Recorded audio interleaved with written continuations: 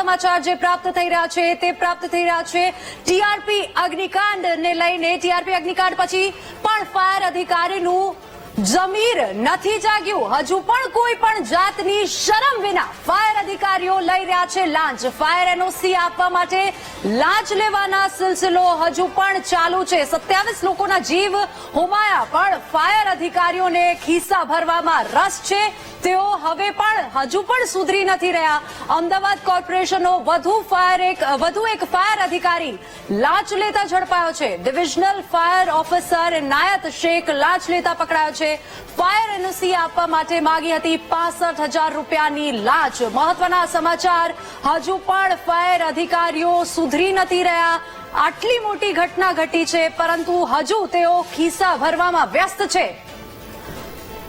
વધુ વિગતો સાથે સંવાદદાતા દીપક ફોન લાઈન પર જોડાઈ ગયા છે। દીપક, હજુ એક ફાયર અધિકારી લાંચ લેતા ઝડપાયો છે, શું છે તેને લઈને વધુ વિગતો? બિલકુલ, અમદાવાદ ફાયર વિભાગના જે એક અધિકારી છે, ડિવિઝનલ ફાયર ઓફિસર, તેમના દ્વારા લાંચ લેવામાં આવી।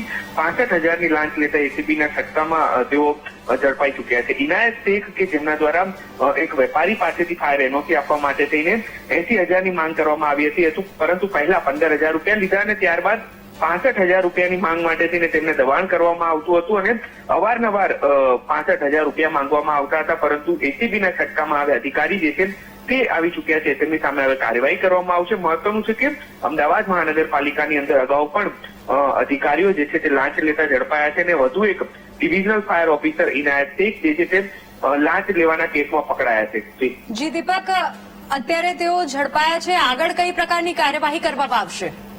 બિલકુલ, ઇનાયત શેખ કે જેઓ ડિવિઝનલ ફાયર ઓફિસર છે અને અગાઉ પણ તેઓ વિવાદમાં આવ્યા હતા। ફરી એક વખત કે જયારે તેમના દ્વારા લાંચ માંગવામાં આવી છે ત્યારે તેમને ખાતાકીય તપાસ જે છે તે અમદાવાદ મહાનગરપાલિકા દ્વારા કરવામાં આવશે। તેમની સંપત્તિને લઈને પણ એસીબી તપાસ કરશે, પરંતુ તેમની સામે ખાતાકીય તપાસ જે છે તે હવે અમદાવાદ મહાનગરપાલિકા પણ કરી શકે છે।